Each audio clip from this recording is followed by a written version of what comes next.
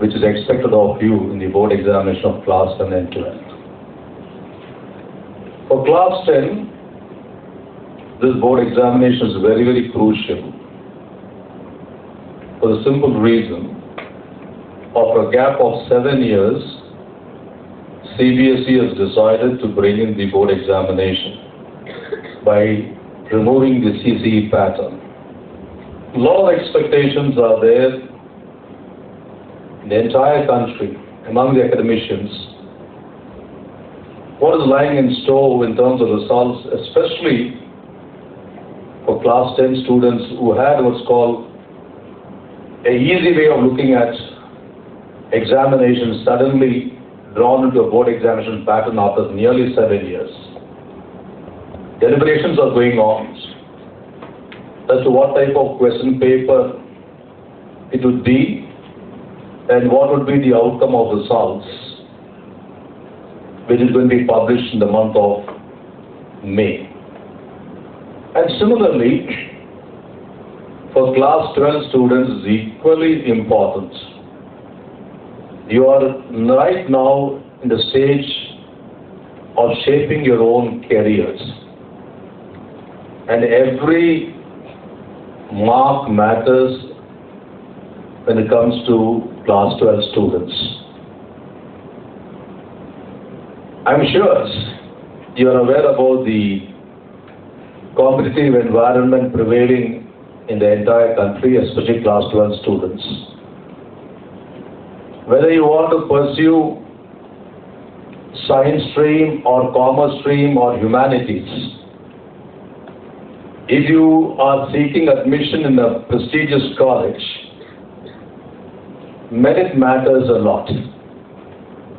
And merit happens only with hard work, and hard work. These 2 months are very, very vital, especially for the board-going students of class 10 and 12. And these 2 months, I won't even say 2 months, less than 2 months, if you put in the 110% effort, what we call as the extra miles, your career is going to be settled, you're going to be happy that you made it to a very good college and to a branch of your choice. It is 2 months, whether it's a 10 standard student or 12 standard students, if you're going to take it light, not realizing the significance of the board examination, the mark, throughout your life you are going to regret. You missed the bus, I would say. There is a management terminology which I often repeat when I go and address gatherings, whether it's the students or even the professionals. Especially I would say this is asked for the students, school and college students. This is called delay in gratification. That means, what is that you have in mind? You want your happiness and peace of mind throughout your life with initial hard work and a little bit of sacrifice of your comforts. Or you want to enjoy now when you're supposed to work very hard, when you're supposed to put in your maximum effort to get the best of results, and suffer throughout your life. It is a choice which you have to make. These 2 months are very vital, I'm telling you, whether it's 10th or 12th standard students. These 2 months of extra mile you're going to put in. The extra mile in terms of effort which I'm talking about is going to have a telling difference in your quality of life. You take it from me, this is out of my experience. But what I would have shared with you is experience as an administrator. Your teachers would have shared with you. Similarly, my experience of 33 years in this field of seeing thousands and thousands of students going into professional colleges and arts and science college of repute. This is what I mean talking to my students day in and day out whenever I get a chance. This is what I share in the media when I'm invited to give a talk, especially during the examination times. Be aware of what's called the benefits for the hard work which you're going to put in now. And there should not be any compromise on your hard work. In fact, I will go one step further. You should not sleep more than 5.5 hours right now. That should be what's called your target in terms of sleeping time. I'm not going to sleep beyond 5.5 hours, come what may, in 24 hours of time. Students have done it. Students who excel have done it. And every holiday, in fact, your study time should be 18 hours. Sunday is given to you, or a study or study day holidays are given to you, then 18 hours of study is required. In fact, if you were to make a beginning today, here my principal has arranged for a talk, my principal has shared his information previously, here is a person has come and sharing his view. I am going to take it a bit seriously. I am not going to sleep more than 5.5 hours. I am going to plan my schedule. I am going to be focused. I am going to switch off my cell phone. I am going to switch off my TV. I will not be going for any party, even if invited by my parents, should be the promise you have to give to yourself. And stick on to it. So what I am telling you. Even I am going to ask you a question, which of course I know the expected answer. The question is, how many of you seated here want to be successful in life, pertaining to academics and other leadership skills which you want us to possess? The expected answer in any sensible gathering is, everyone will raise a hand up and say, I want to be successful. Yes or not? Yes or no? Yeah. This will be the response wherever I'm going to ask this question. Whoever is going to ask the questions.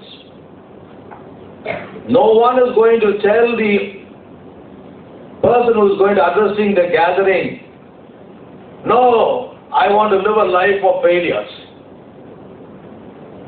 I want to swallow failure. Live a life of misery, unhappiness. I want to ruin myself. You will not be saying such a type of statement. For that matter, no sensible person will say such type of statements. Everybody would like to say that I want to be successful and dream and desire that a day where you start experiencing success and happiness.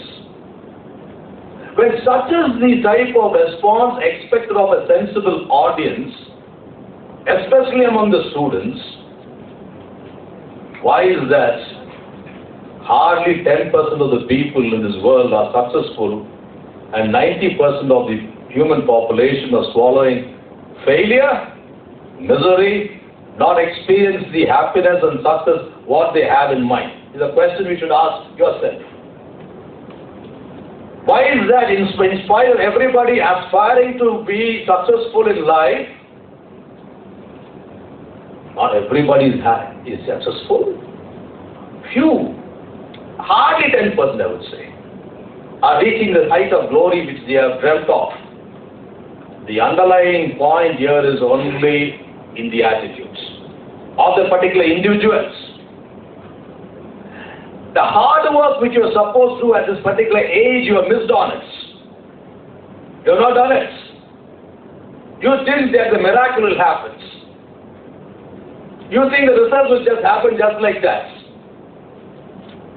And then what happens? When the results are announced, when you lag behind, when you find your friends have surpassed you which you didn't expect, you start sulking, rationalizing your failure, saying that my fate, you decided your fate. You didn't realize the importance of these 2 months. You didn't realize the importance of hard work, and you dug your own grave. No point rationalizing later. My fate has happened. My jadam was not good for me. I didn't have the blessings of God. How will you get the blessing of God? How will you get the blessing of God? When you are supposed to do what God expected you to do it. and putting the blame on God, I'm not blessed, is a silly argument, silly point you put forth to rationalize your failures.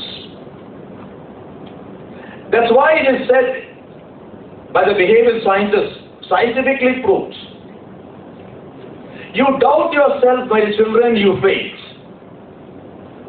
You doubt yourself, you fail. You doubt your potentials. You think of victories, you succeed. That's the mantra. Never doubt yourself. The moment you doubt your potentials, you underestimate yourself. That means the failure journey has started for you. Because you don't believe in yourself and you don't believe in the power of the Supreme Intelligence. When you doubt, failure starts. When you start believing in yourself, you see the victory in your mind, you're happy about it, you start working towards it, and the success is automatic. Why am I saying this so emphatically? Because it is a mind management. Right now I'm really working on your minds. Brother has requested me to talk to you and give you what's called the push to your mind to make you realize you're a wonderful human beings. You're wonderful children, blessed by God already. You're blessed by God already, blessed by Jesus, blessed by Allah, blessed by whatever name you have in the Hindu gods. You're already blessed. Only thing is you have to realize your potentials, the worthiness of this life, the purpose of your life, and channelize your energy towards the right direction we are supposed to go. Then of course, the results are fabulous. I was telling about the mind. Everything. Today if you take a decision after my talk, if brother is going to give me a call after 2 months and say, sir, you have come and given a talk, my students have realized the importance of believing in themselves, they started working, the biggest happiness. I have a wonderful relationship with your brother. That's the happiness. You are my children actually. That's the reason why I come over here.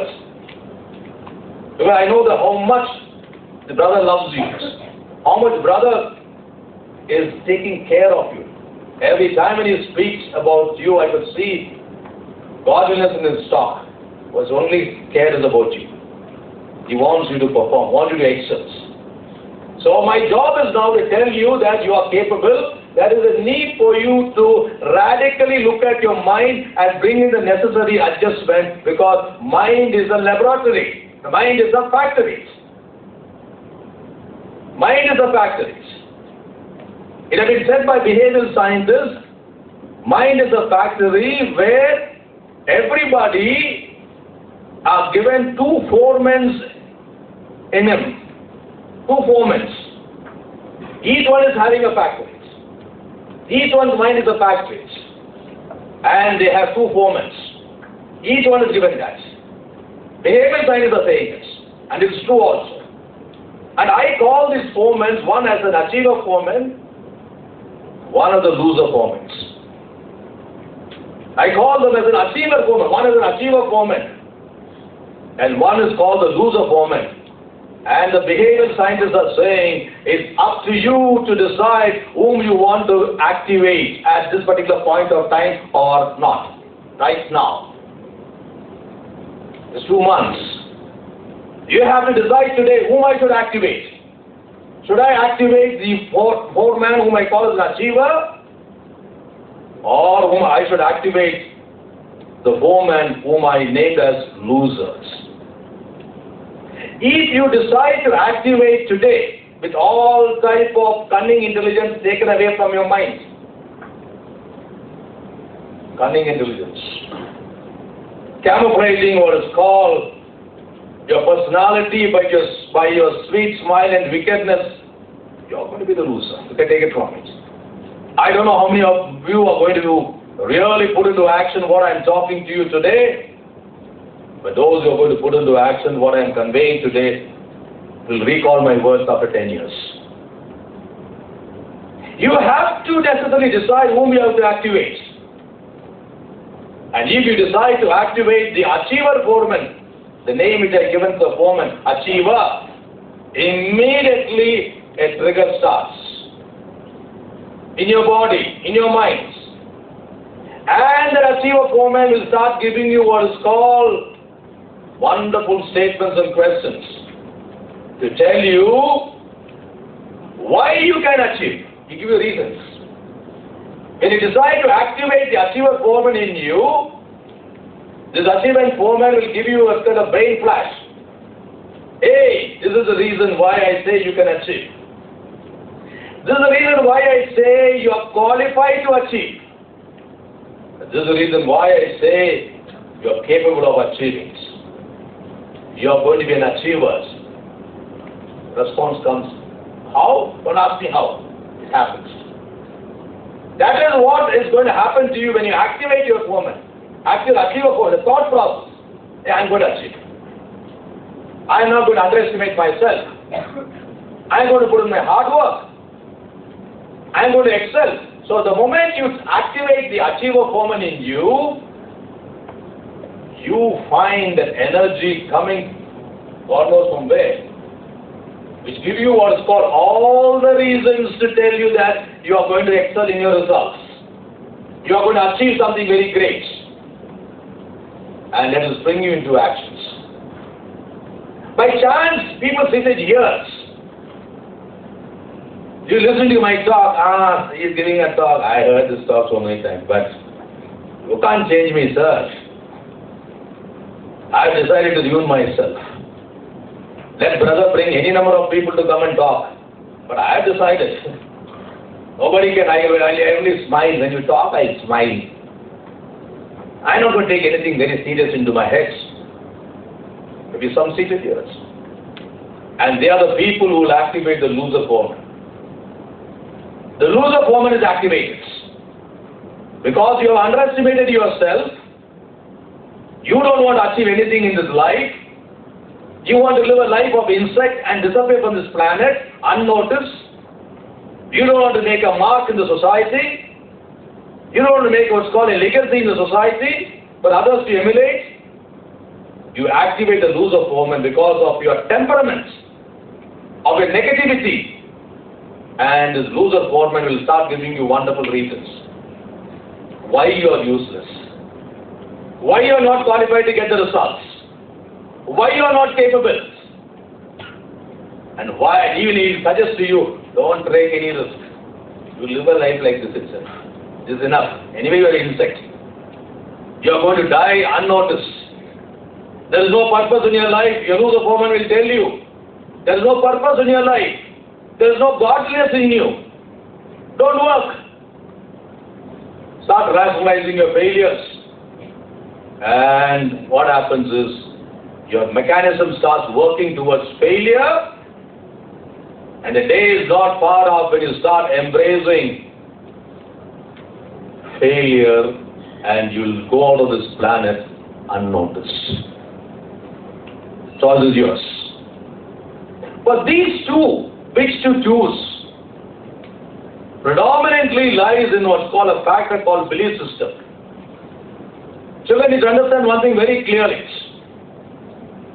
There's something called wishful thinking, there's something called belief system. Wishful thinking is as you go around telling your friends, I will become an IIT product. I will clear a NEET with a high score. I will be a chartered accountant. But you don't work. It's called wishful thinking. A casual remark. Somebody asks you what do you want to become like? IITian. Are you putting enough effort? I have a wishful thinking. I want to be a doctor in AIDS. I want to get qualified in JIPMA. I want to be a chartered accountant with a rank. I want to be an MBA from IIM Ahmedabad. Effort? Why did you say? Somebody asked. I didn't want to undermine myself. Just one statement. That is called wishful thinking, and that's not going to happen at all. Belief system works. Belief system works. Belief means you start trusting yourself. You start trusting the power of God. That's why it says faith moves mountain. Lack of faith can create mountains out of nothing. Again, a mind powers. Faith moves mountain. Literally, I'm telling you. In terms of burdens, in terms of mental blocks, it just disappears. How? I can't give you what's called the reason. It is the powers. You find a direct blessing of God on you. Sometimes you have so much of turmoil in your mind, you don't know how to come out of it. You surrender to God. You believe in the power of prayer. You go and say to God, God save me. I don't know how to. And you find that the next couple of days, what was bothering you disappeared and a new light is seen by you. That's the power of prayer. So you have to believe in yourself in such a manner that you gain confidence to achieve whatever you want with the blessing of God. Complex is a problem, my dear children, I'm telling you. All this is because of the complex. You underestimate yourself. I am very, very hopeful that today you will make a beginning in terms of your thought process, the right direction. Again, I'm repeating, the results are going to be fabulous. Right now, seated here, I know what is working in your minds, at least for some of you. Here, that Dr. Satish has come and giving a talk about high-level success, achievement in terms of good scores, being a topper at CBSE, getting good marks, 10th standard and 12th standard. But how does Dr. Satish know that I'm below average students? How does he know? Only I know about it. Maybe the thought process of some of you seated here. Change your thought process, my dear children. Today, after my talk is over, when you go back to your class, or possibly when you go back home, you do this homework. You'll get the answer for my question and for my statements. Write down 5 students, 5 friends of yours whom you think as great achievers. It can be in your school. It can be elsewhere. It can be among your relatives or about student friends whom you have heard. Write down the names of the students, your friends. 5 students. After reaching home today, first homework I am giving for you. And what else you do? Write in the next sheet of papers. What is these 5 students whom I mentioned here as high achievers, much better than me, have in them which I don't have?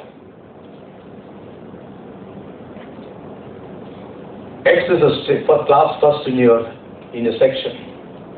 What is that he is having which I don't have? Don't talk in terms of monetary terms. Potential I'm talking about. Listen out.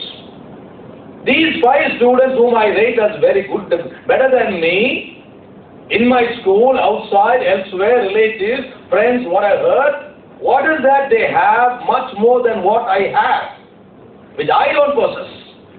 Listen now. Maybe you're able to identify so many good qualities. He's systematic, very obedient, respectful to teachers, darling of the teachers, focused in studies, never waste time, knows what's called as plus and minus points and removes its minus aspects, friendly, doesn't sleep too much, listens. And the final statement which requires response, honest response is, have you any time taken the steps to be like your friend? You'll get the answer. You know about your friend, his potential, what he is, how he is dedicated, how honest he is, how lovable he is. But you are lagging behind. You have asked yourself now, what have I done to be like my friends who have been rated very high by Everybody, brother was telling me today, a student of him who studied 9 years in the school, an NIT product, humble, best behavior, intelligent, but still the humility he was talking about. Sir, in spite of you being a topper of my school, he was an NIT product, the way he spoke, he said, sir, he told brother Abli, oh, brother, I am nothing. You may rate me as very, very good and high and everything, but there are many students in NIT who are much more than me, much more qualified, much more dignified, much more respectful.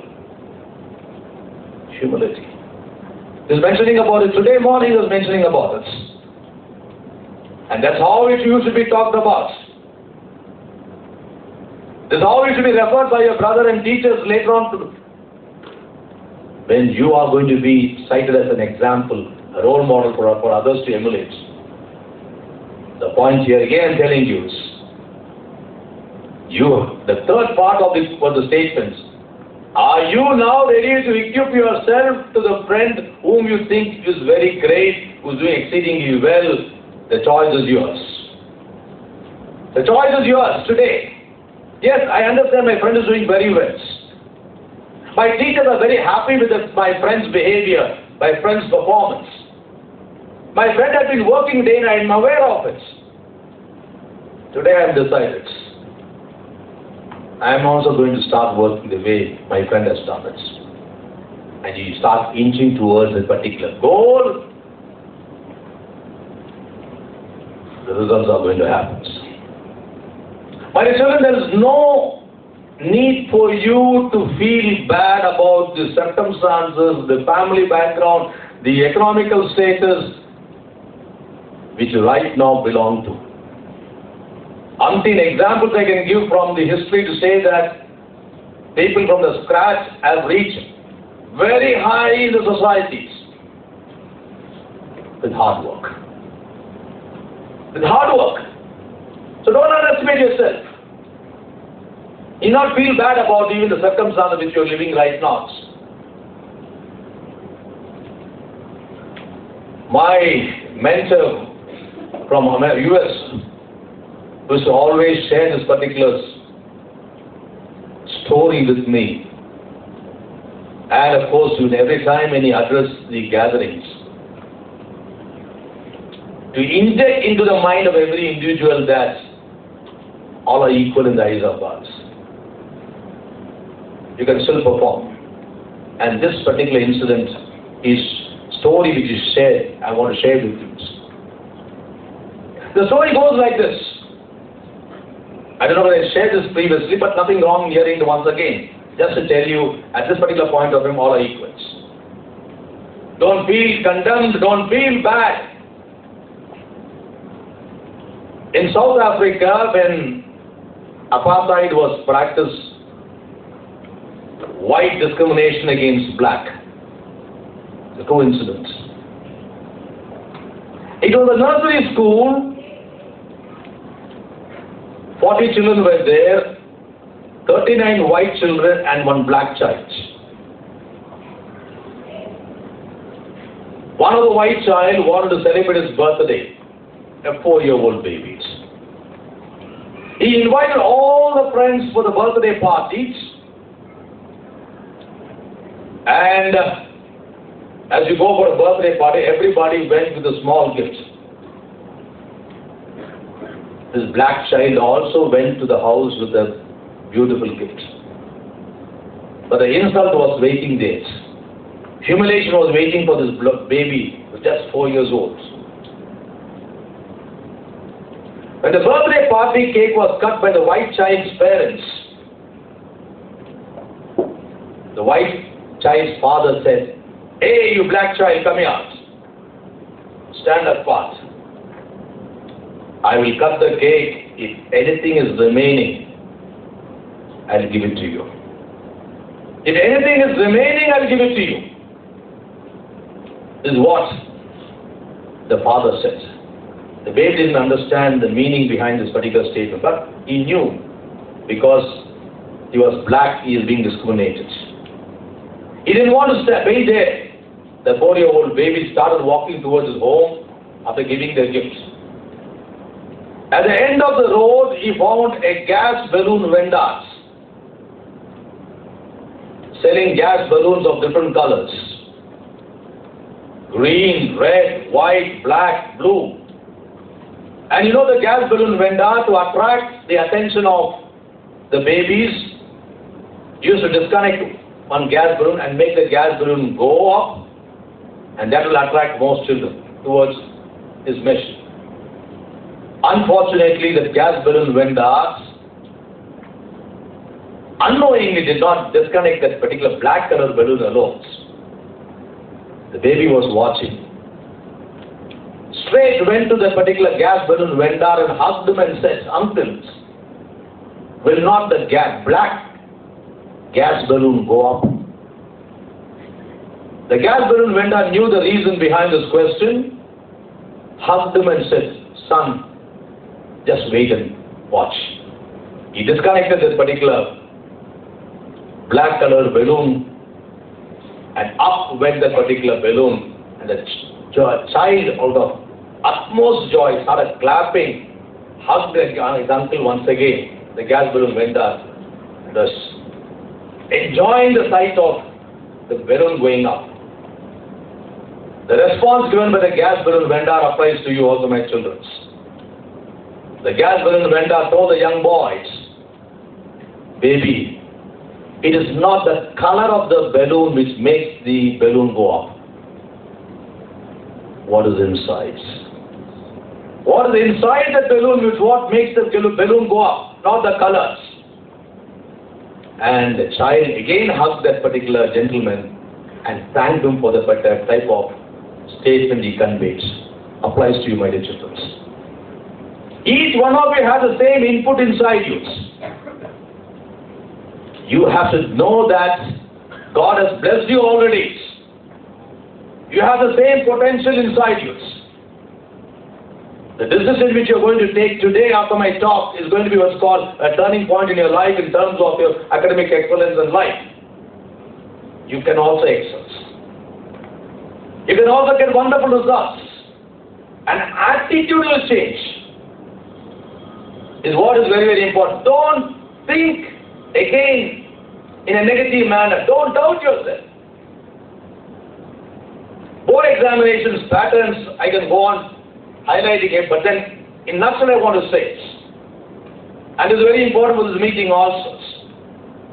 Remember the technique, my dear children, board exam students, remember the technique called PQRST. Repeat. PQRST.